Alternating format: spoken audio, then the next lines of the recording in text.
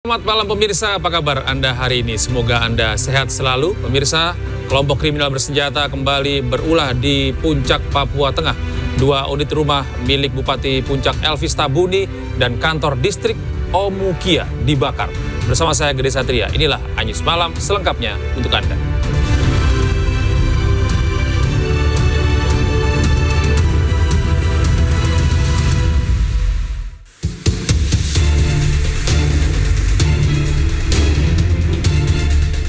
Kelompok kriminal bersenjata melakukan aksi penembakan terhadap rumah warga dan gereja di Kampung Pinapa, Papua Tengah pada hari Minggu lalu. KKB mengklaim tempat tersebut dijadikan sebagai pos militer oleh TNI dan Polri. Namun hal itu dibantah oleh Satgas Damai Kartens. Mereka mengklaim hal itu sebagai bentuk propaganda untuk membenarkan tindakan penyebaran teror mereka. Telah terjadi aksi pembakaran di Kabupaten Puncak, Papua Tengah pada hari Minggu, tanggal 6 Juli 2025, dan menyasar kepada 2 unit rumah milik Bapak Bupati Puncak, Elvis Tabuni, serta kantor distrik Omukia. Kami tegaskan bahwa fasilitas sipil yang dibakar oleh kelompok kriminal bersenjata, termasuk rumah dinas Bupati, kantor distrik, gereja, sekolah, dan puskesmas, tidak digunakan sebagai pos militer oleh TNI maupun Polri. Tuduhan tersebut adalah bentuk propaganda sistematis yang bertujuan menciptakan ketidakpercayaan publik dan memecah belah persatuan masyarakat. Selain rumah dinas Bupati Puncak dan kantor distrik, KKB juga membakar 4 bangunan lain di Kampung Pinapa, yakni 1 unit gereja, puskesmas, dan 1 unit bangunan sekolah. Tidak ada korban akibat pembakaran ini dan situasi di lokasi saat ini berangsur kondusif dan dikuasai oleh Satgas Damai Kartens. Dari Jayapura, Papua, Cornelia Mudumi, iNews melaporkan.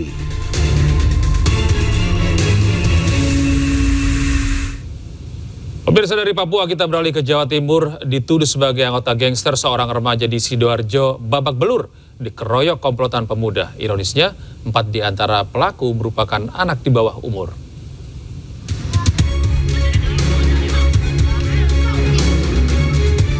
Pengeroyokan terhadap remaja terjadi di kawasan Candi Sidoarjo, Jawa Timur. Korban dikeroyok hingga tidak sadarkan diri setelah diteriaki sebagai anggota gangster. Akibatnya korban mengalami luka parah hingga harus menjalani perawatan di rumah sakit. Dari hasil penyelidikan polisi, korban ternyata bukan anggota gangster, melainkan hanya seorang pemuda yang kebetulan melintas di lokasi kejadian.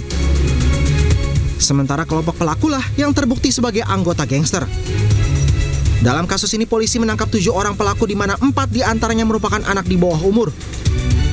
Modusnya pelaku sakit hati karena korban berusaha membubarkan aksi balap liar yang sedang dilakukan oleh pelaku. Salah satu pelaku yang ada di belakang ini meneriaki, "Wih, gangster," karena tahu di sekolah dia ada balap liar, lagi rame-rame, ada warga juga di sekitar banyak. Alhasil mereka percaya dengan teriakan salah satu dari tersangka itu. Alhasil korban ini posisi paling belakang langsung dikepet, dijatuhkan dari motor, langsung dikeroyok atas teriakan dari salah satu tersangka ini. Untuk kepentingan pemeriksaan, para pelaku ditahan di sel tahanan Polresta Sidoarjo. Dari Sidoarjo, Jawa Timur, Pramono Putra, iNews melaporkan. Pemirsa, seorang pekerja seks komersial yang membuka layanan di kawasan ibu kota Nusantara ditemukan tewas mengenaskan. Pelaku yang sempat kabur ditangkap di wilayah Cianjur, Jawa Barat.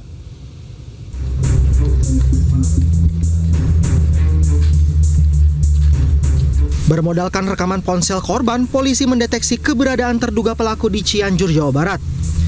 Selanjutnya, polisi menangkap RNF tanpa perlawanan. Kepada polisi, pelaku mengenal korban melalui layanan kencan berbasis aplikasi. Sementara saat diperiksa terkait modus, pelaku mengaku nekat menghabisi nyawa korban lantaran tersulut emosi akibat ucapan korban. Jadi pada saat si tersangka ini minta extra time, tetapi korban tidak mengiyakan sehingga sakit hati. Kemudian dilakukan penganiayaan dengan cara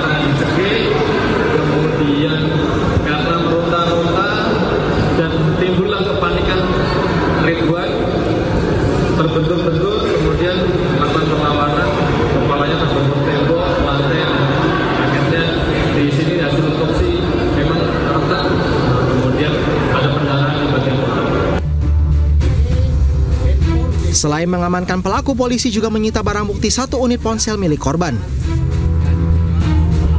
Dari Penajem Pasar Utara, Kalimantan Timur, Mukmin Aziz, iNews melaporkan. Kita kembali ke Jakarta, pemirsa. Polisi menggelar olah tempat kejadian perkara tewasnya seorang diplomat muda Kementerian Luar Negeri di kamar kosnya.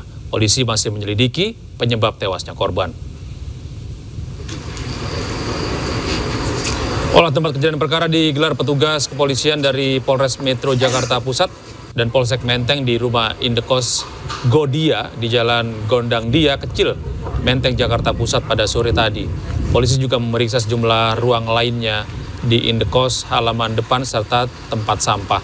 Tujuannya untuk mencari petunjuk tewasnya Arya Daru Pangayunan. Polisi juga memasang garis kuning agar lokasi kejadian tetap steril selama proses penyelidikan. Meski korban ditemukan tewas secara tidak wajar, polisi belum bisa memastikan penyebab tewasnya korban. Polisi memastikan tidak ada barang berharga korban yang hilang. Itu yang masih kita lakukan penyelidikan. Wajahnya masih dilakukan. Cuman perkembangannya nanti ya. Ada barang-barang yang hilang nggak Pak? Nggak ada. Nggak ada barang yang hilang. Jenis kelaminnya laki-laki. Kerjaannya apa Pak? PNS. Di? Ya belum tahu, masih kita dalam penyelidikan. Ya, sebelum pemirsa, seorang diplomat ahli muda Direktorat Perlindungan Warga Negara Indonesia Kementerian Luar Negeri ditemukan tewas mengenaskan di sebuah kamar kos di kawasan Gondang Dia, Menteng, Jakarta Pusat pada Selasa pagi. Saat ditemukan, kondisi kepala dan wajah korban dipenuhi lilitan lakban.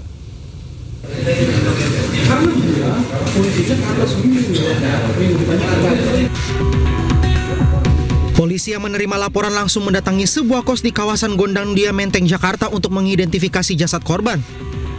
Saat ditemukan, kondisi korban cukup mengenaskan di mana seluruh kepala dan wajah terlilit lakban. Korban diketahui bernama Arya Daru Pangayunan, pria asal Jalan Munggur, Yogyakarta, yang berprofesi sebagai diplomat ahli muda Direktorat Perlindungan Warga Negara Indonesia Kementerian Luar Negeri.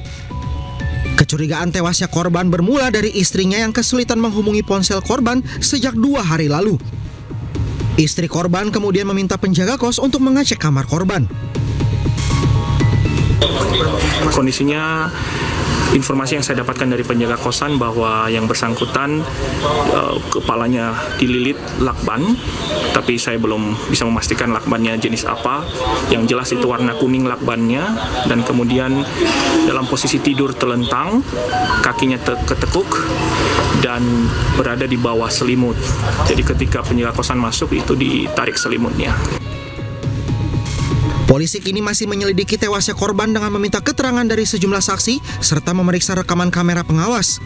Selanjutnya jasad korban dievakuasi ke kamar jenazah Rumah Sakit Cipto Mangunkusumo untuk diotopsi.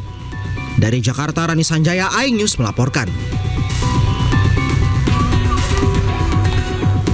Kita beralih ke informasi lain. Pemirsa, seorang pasien mengalami kritis dan dirujuk ke Rumah Sakit Wilayah Kabupaten Sampang, Madura, Jawa Timur dengan menggunakan perahu kecil. Pasien lansia ini terpaksa diangkut memakai perahu nelayan akibat speedboat yang disediakan pemerintah tak beroperasi dengan alasan dana operasional untuk BBM telah habis terpakai.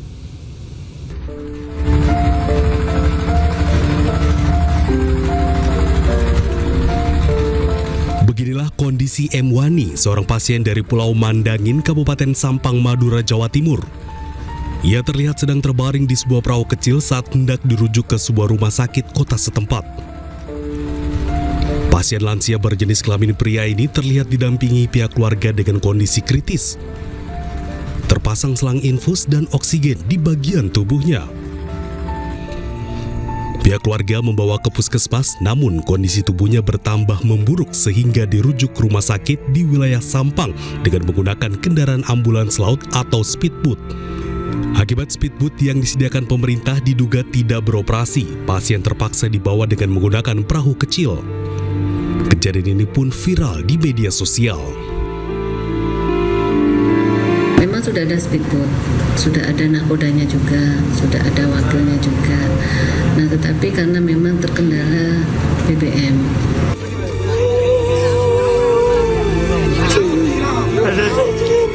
Nangis. Setelah pasien berada di Rumah Sakit Sampang, kondisi sempat diketahui membaik. Namun, tak lama kemudian kondisi pasien dikabarkan kembali memburuk dan dinyatakan meninggal dunia di Rumah Sakit Sampang Minggu siang. Dari Sampang, Fatur Rahman, iNews melaporkan. Pemirsa, BNN Provinsi Sumatera Barat mengungkap peredaran narkotika lintas provinsi. 3 orang pelaku kurir narkoba jaringan lapas ditangkap di daerah Bukit Tinggi, Sumatera Barat. Sebanyak 17 kg narkotika jenis ganja asal Aceh disita petugas.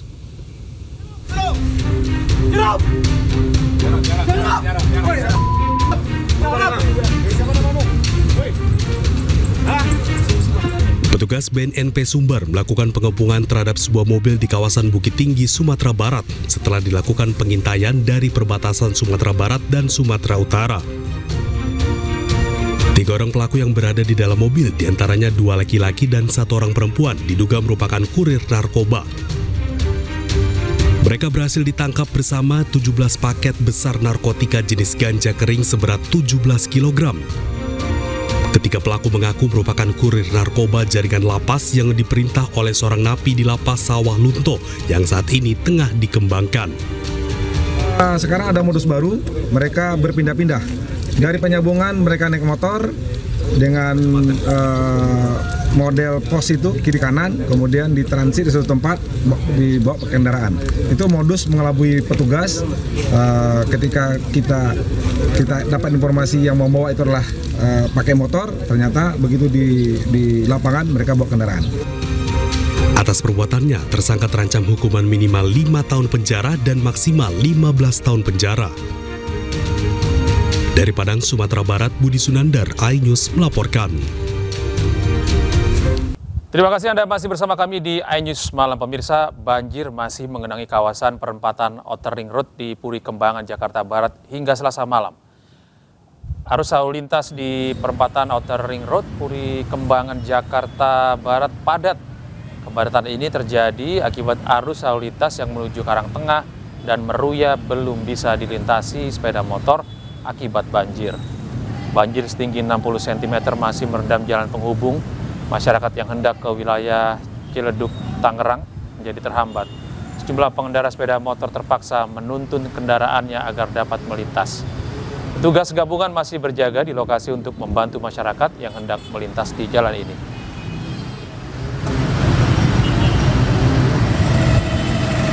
Kepadatan untuk arus salin mengingat masyarakat selesai beraktivitas akan kembali ke tempat tinggalnya masing-masing, cukup padat namun masih mengalir. Kita bergabung dengan rekan-rekan stakeholder, Satpol PP, Disub dan dinas lain untuk bahu-membahu potong-memotong untuk pengaturan. Sementara itu pemirsa, banjir masih menggenang di perumahan Ciledug Indah 2, Tangerang, Banten. Ketinggian air mencapai 60 cm. Hingga Selasa malam, ketinggian air di kawasan Ciledug Indah 2 berkisar 20 hingga 60 cm. Proses pendistribusian logistik juga masih terus dilakukan oleh petugas kepada warga yang memilih tinggal di lantai 2 rumah mereka. Banjir terjadi akibat dari meluapnya Kali Angke yang dipicu curah hujan dengan intensitas tinggi beberapa hari terakhir. Akibat dari banjir ini ratusan warga terdampak terpaksa harus dievakuasi dan menggunakan perahu karet. Korban banjir kemudian disebar di 3 posko pengungsian.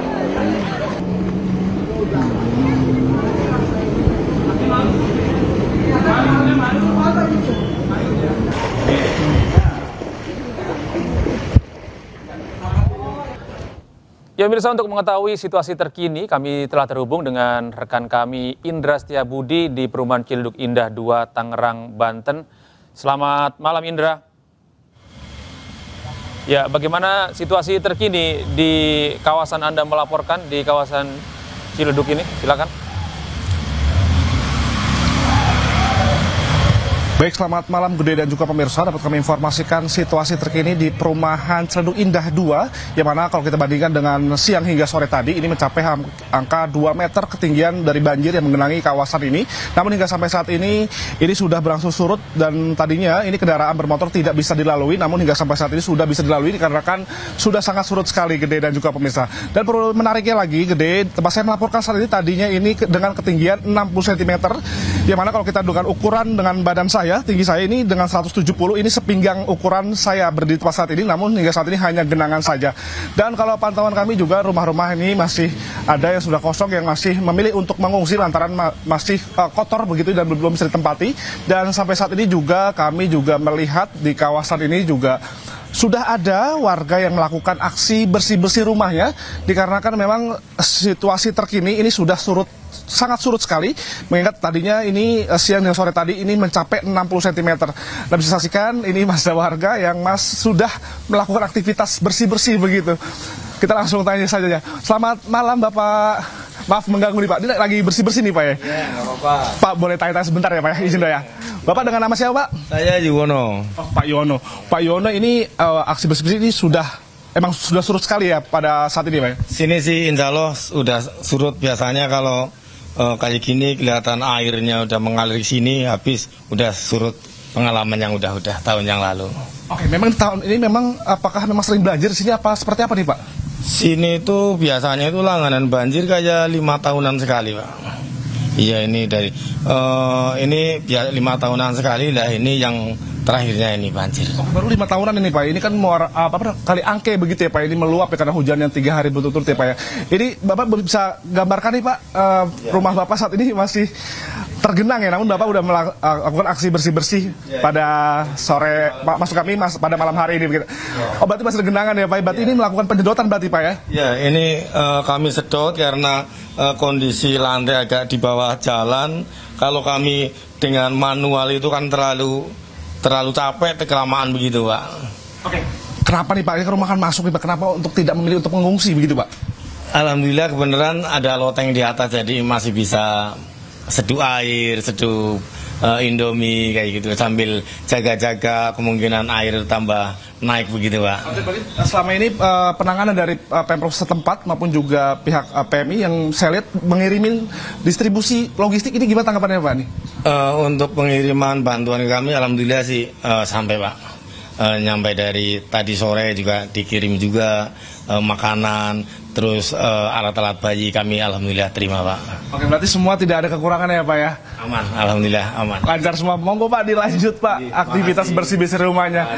Ya Gede, begitulah hasil wawancara kami dengan salah satu warga yang memilih untuk tetap tinggal di rumahnya dikarenakan ada lantai 2 rumahnya begitu. Dan bisa saksikan di bawah lantai 1 ini masih tergenang, dan Pak Yuwono ini harus melakukan penyedotan untuk keluar, dan di luar memang sudah sangat surut sekali dan sudah tidak hanya genangan saja, sehingga Pak Yuwono ini bisa melakukan kegiatan bersih-bersih sementara dikarenakan lumpur ini masih ada di teras depan rumahnya begitu. Dan dapat kami informasikan juga terkait bahwa ketersediaan logistik ini di kawasan Ciledug Indah 2 ini memang dari sore hingga malam hari ini logistik masih terus mengalir, dan untuk memastikan bahwa para warga dapat dengan baik di kesehatannya begitu. Demikian Gede. Terima kasih Indra Setiabudi atas informasi Anda langsung dari kawasan Ciledug, Tangerang, Banten. Anda harus selalu waspada, tetap berhati-hati, dan selalu jaga kesehatan. Indra, selamat bertugas kembali. Ya, informasi berikutnya pemirsa, pemerintah Jakarta dalam waktu dekat segera menerapkan normalisasi Sungai Ciliwung di wilayah yang kerap dilanda banjir. Dari 14 lokasi yang direncanakan, 4 diantaranya dilaksanakan pada tahun ini, diawali dengan pembebasan lahan. Ya pemirsa, keputusan ini diambil karena permukiman sudah tidak layak huni. Ada 2 titik. Yang pertama ada di wilayah Cililitan di Rawajati. Ini kedua-duanya ada di wilayah Jakarta Timur yang memang kerap menjadi lokasi langganan banjir. Nah, di lokasi-lokasi ini yang rencananya akan dilakukan pembebasan lahan untuk mengantisipasi jika curah hujan tinggi begitu ya, sehingga nantinya normalisasi sungai ini dapat mengalirkan air dengan cukup baik untuk mencegah terjadinya genangan air baik di wilayah Rawajati, Cililitan yang kemungkinan bisa meluber ke daerah-daerah yang lain. Ya, pembersihan ini rencananya pemirsa akan dilakukan pada bulan depan. Dan berikutnya ada wilayah Pengadegan. Ini sama dengan wilayah Cililitan, nantinya akan dilakukan pembebasan lahan di wilayah Pengadegan yang akan dilakukan pada bulan depan. Nah, ini di sini ada terlihat dari pantauan udara, ini ada sungai, dilalui sungai yang beberapa tempat mengalami penyempitan sehingga perlu untuk dilakukan normalisasi, sehingga nanti jika debit air tinggi pada musim hujan yang memang agak sulit untuk diprediksi, bisa selalu siap untuk menampung curahan air. Dan berikutnya pemirsa, terakhir ada di daerah Cawang. Ini masih di daerah Jakarta Timur. Normalisasi ini nantinya dilakukan karena wilayah ini kerap dilanda banjir. Selain itu pemirsa, di kawasan Cawang ini normalisasi sungai akan menambah kapasitas Sungai Ciliwung untuk menampung debit air terutama di musim hujan. Karena memang di daerah Cawang ini kawasan yang sangat padat sekali berdekatan dengan area Tebet dan sekitarnya. Ini menjadi lokasi yang sangat strategis. Bisa Anda saksikan ini ada aliran sungai yang seringkali mampet ataupun terjadi pendangkalan sehingga harus selalu dikeruk setiap tahun untuk dapat menampung debit air yang cukup tinggi di musim-musim hujan baik tahun ini maupun tahun depan. Kita beralih ke informasi berikutnya pemirsa. Wakil Gubernur Jakarta Rano Karno mendatangi lokasi jebolnya tanggul di aliran kali PHB Pulau Jati Padang, Pasar Minggu, Jakarta Selatan. Rano Karno pun memastikan akan secepatnya melakukan pembenahan.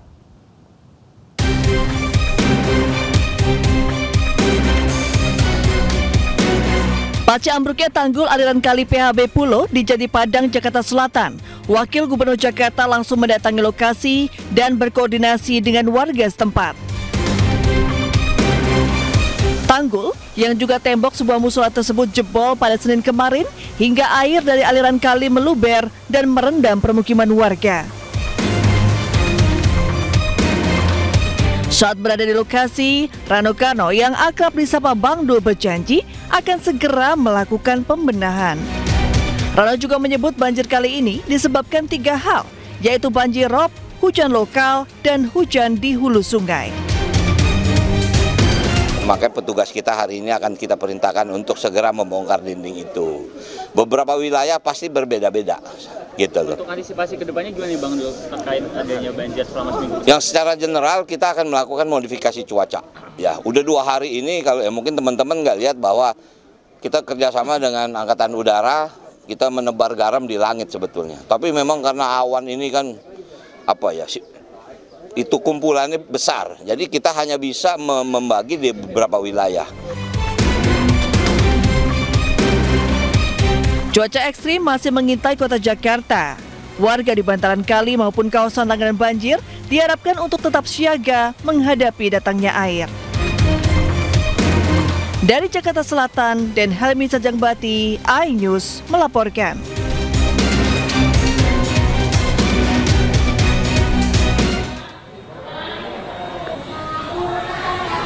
Sementara itu pemirsa, banjir Kebonpala, Jakarta Timur sudah mulai berangsur surut, ketinggian air mencapai 40 cm. Sekitar 135 kepala keluarga dari 5 RT dan 2 RW terdampak banjir akibat luapan Sungai Ciliwung dan hujan dengan intensitas tinggi. Kebonpala menjadi salah satu wilayah paling rawan banjir karena hanya berjarak 600 meter dari bibir Kali Ciliwung. Selain itu, warga juga telah menerima bantuan logistik dari Kementerian Sosial berupa pakaian dan bahan makanan. Ketinggian air sudah berangsur menurun hingga 40 cm.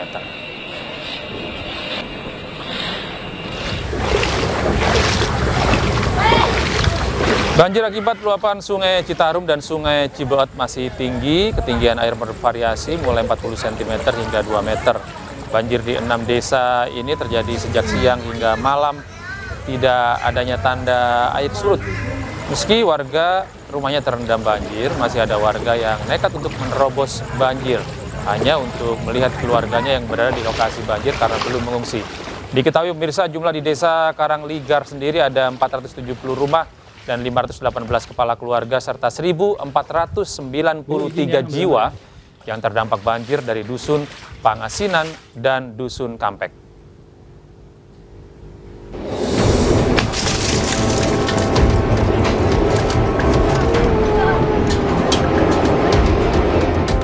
Viral di media sosial, seorang wanita menjadi korban aksi pelemparan batu ke kereta Sancaka eksekutif. Akibat kejadian ini, wajah dan leher wanita yang bernama Widya Anggraini alami luka. Bahkan mata korban terkena serpihan kaca yang pecah. Dalam insiden ini, ada penumpang lain yang juga terluka terkena pecahan kaca. Lewat keterangan di media sosial, pihak PT KAI menyatakan peristiwa terjadi saat kereta melintas di antara stasiun Klaten dan stasiun Srowot di Jawa Tengah. Setibanya di stasiun Solo Balapan, kedua penumpang diperiksa dan diobati oleh tim medis dan dibawa ke Rumah Sakit Triharsi. PT KAI juga sampaikan permohonan maaf dan tidak menoleransi segala bentuk vandalisme terhadap kereta api. PT KAI akan menyelidiki pelaku vandalisme dan pelaku bisa dikenakan sejumlah pasal dengan ancaman penjara paling lama 15 hingga 20 tahun.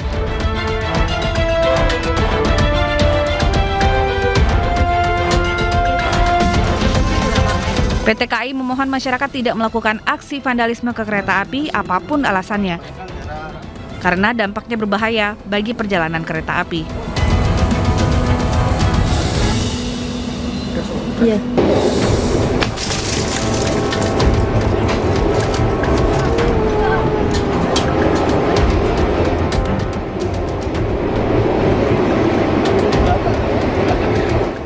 Terima kasih Anda masih bersama kami di iNews Malam. Pemirsa, Ketua BEM KM UGM Yogyakarta Tio Ardianto diusir dan ditahan usai menerobos masuk dan ganggu rapat tertutup antara Kapolda DIY dan Komisi 3 DPR RI. Dia menuntut 8 mahasiswa di Semarang dan 14 mahasiswa di Jakarta yang ditahan saat aksi demonstrasi Hari Buruh Mei lalu dibebaskan. Kawan kami masih ditetapkan sebagai tersangka di Jakarta. 8 kawan kami masa aksi ini juga masih ditetapkan sebagai tersangka di Semarang. Viral di media sosial aksi dan orasi Ketua Badan Eksekutif Mahasiswa Keluarga Mahasiswa Universitas Gadjah Mada Yogyakarta, Tio Ardianto. Di hadapan Kapolda DIY dan Komisi 3 DPR RI, Tio berorasi dan membentangkan poster bertuliskan "Bebaskan kawan kami" di Mapolda DIY Rabu 2 Juli lalu. Aksi ini dilakukan karena BEM UGM menuntut pembebasan rekan-rekannya yang ditahan usai aksi demonstrasi Hari Buruh di Semarang dan Jakarta Mei lalu. Namun sayang, respon yang Tio dapatkan tidak sesuai dengan yang ia harapkan. Para pejabat yang ada di ruang rapat justru menertawakan orasinya. Sementara itu, Tio juga mengaku usai aksi dirinya diusir dan sempat ditahan selama 1,5 jam. Bebaskan kawan kami di Semarang, di Jakarta. Bebaskan kawan kami. Reformasi Polri. Responnya saya diusir, sebagaimana yang juga dilihat oleh kawan-kawan melalui video yang tersebar di mana-mana. Kemudian selama 1,5 jam saya ditahan setelah sempat mencoba untuk pulang dan kemudian kunci saya diambil ketika mau mencoba pulang. Nah, ini yang terjadi setelah saya melakukan aksi protes tersebut. Nah, ketika 1,5 jam ditahan di Polda DIY, saya sempat diinterogasi, ditanya terkait motivasi, apa yang sebenarnya dikeluhkan, seolah-olah apa yang terjadi di Indonesia ini satu peristiwa yang mengenaskan betul tidak diketahui oleh mereka. Terkait hal itu, pihak Polda DIY membantah telah melakukan penahanan terhadap Ketua BEM KM UGM itu. Mereka cuma ditahan sebentar atau gimana, Pak? Nggak ada penahanan. Diminta keterangan aja ya? Nggak ada. Nggak ada. Informasi ini dari mereka ini undangan, resmi terus? Pak. Oh, resmi. Iya, namanya diundang, datang. Tiba-tiba ya, dia bentangan. nyampaikan pendapat, ya itu kan haknya dia kan diundang. Oh.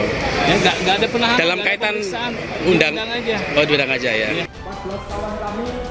Selain dihadiri Kapolda DIY dan Komisi 3 DPR RI, rapat yang membahas RUU KUHP itu dihadiri sejumlah pejabat lain, diantaranya Kepala Kejaksaan Tinggi DIY, Ketua Pengadilan Tinggi DIY, serta Kepala BNNP DIY. Dari Sleman, Daerah Istimewa Yogyakarta, Heru Trijoko, iNews melaporkan. Beralih ke informasi lain pemirsa, Forum Kepala Sekolah Menengah Atas Swasta Jawa Barat mendesak Gubernur Jawa Barat Deddy Mulyadi untuk mencabut aturan terkait rombongan belajar. Menurut FKSS, aturan yang dibuat KDM bertentangan dengan aturan Menteri perihal luas ruang kelas dan jumlah maksimalnya.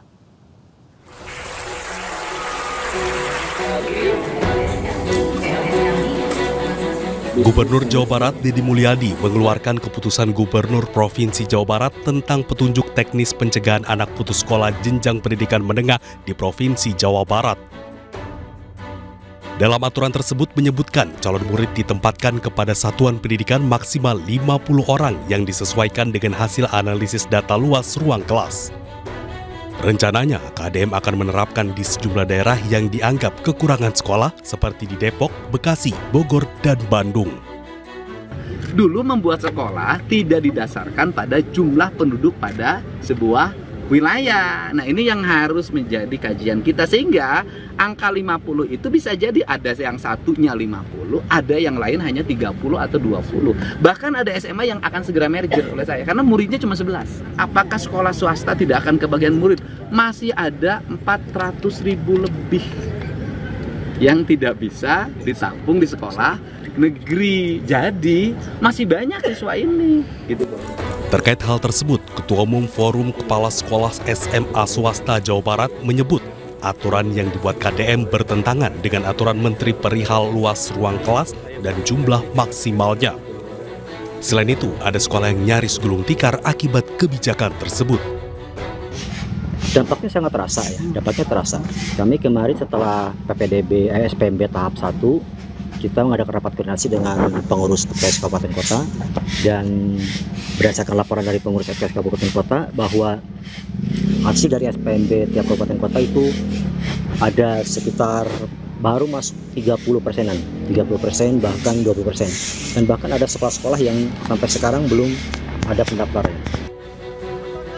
Sementara itu, FKSS mengancam akan menggugat ke Pengadilan Tata Usaha Negara atau PT-UN jika KDM masih melanjutkan keputusan gubernur terkait rombongan belajar.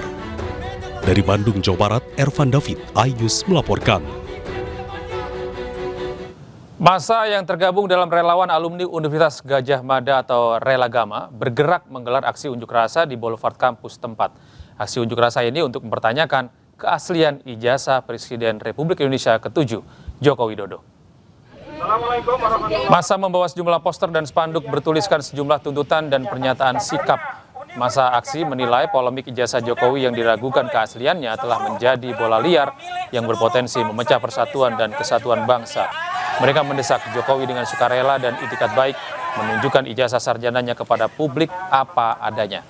Mereka juga meminta Rektor UGM beserta staf terkait dan Dekan Fakultas Kehutanan untuk memberikan keterangan resmi kepada khalayak secara jujur dan transparan tentang riwayat pendidikan Jokowi di UGM hingga status ijazahnya. Dari Jogja, berani jujur.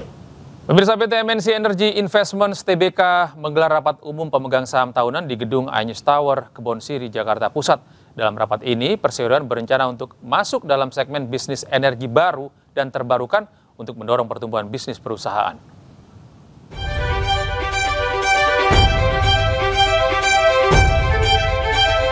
Tren penggunaan energi hijau diyakini akan menjadi salah satu sumber pertumbuhan baru dalam penggunaan energi ke depan.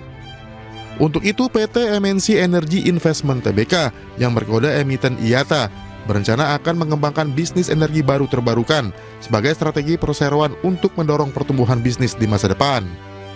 Nantinya perseroan akan mendorong pengembangan pembangkit listrik tenaga surya (PLTS) dengan memanfaatkan lahan bekas tambang seluas 800 hektar di Kalimantan Timur. Kita mesti masuk kepada renewable energy ataupun energi baru terbarukan dan green energy. Kita mesti masuk ke sana dan kita masih punya potensi untuk itu. Potensinya adalah kita punya lahan yang cukup luas, bekas tambang yang saat ini tersedia di Kalimantan Timur ada 800-an hektar. Itu mungkin sebagai bocoran saja, 1 hektar itu mampu untuk develop PLTS, tenaga surya, itu sebesar 1 megawatt. Dalam rapat umum pemegang saham tahunan kali ini, jajaran direksi juga melaporkan kinerja perseroan tahun 2024. Perusahaan mengalami kontraksi pendapatan tahun lalu sebesar 30,68% menjadi 117,89 juta dolar Amerika Serikat. Laba bersih perusahaan juga turun sebesar 70,92% akibat turunnya harga komoditas batu bara. Dari Jakarta, Raharjo Patmo, iNews melaporkan. Pemirsa, kapal tongkang yang menabrak perahu terjadi di perairan Kabupaten Murung Raya dan Barito Utara, Kalimantan Tengah. Kurang lebih 40 orang penumpang yang sedang menaiki perahu kecil ditabrak kapal tongkang. Woi, dikit lagi. Tabrakan itu membuat orang-orang yang berada di perahu kecil nekat melompat dari perahu. Berdasarkan informasi sementara, total jumlah penumpang 40 orang, 3 diantaranya masih belum ditemukan.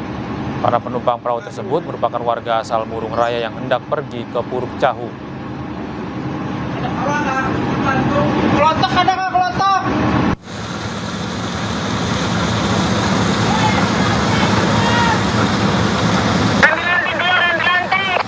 La ilaha illallah, hai.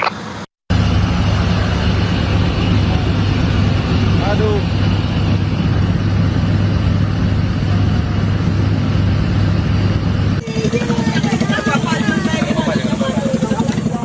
Kita beralih ke informasi internasional. Pemirsa, sesaat sebelum pembukaan festival legendaris San Fermin, puluhan ribu pengunjung di Pamplona, Spanyol dikejutkan oleh aksi demonstrasi pro-Palestina. Seorang aktivis tiba-tiba naik dekat balai kota dan meneriakkan kecaman terhadap Israel. Tak hanya itu, warga juga membentuk peta Palestina sambil bersorak-sorai.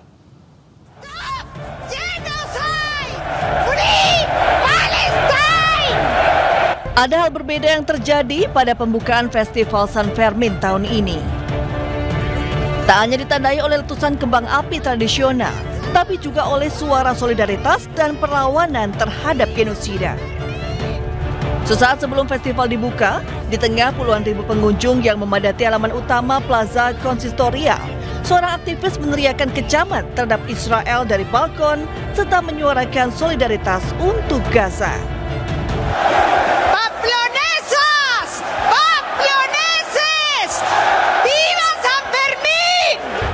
Seruan itu disambut sorak-sorai massa dan pengibaran spanduk dan bendera Palestina.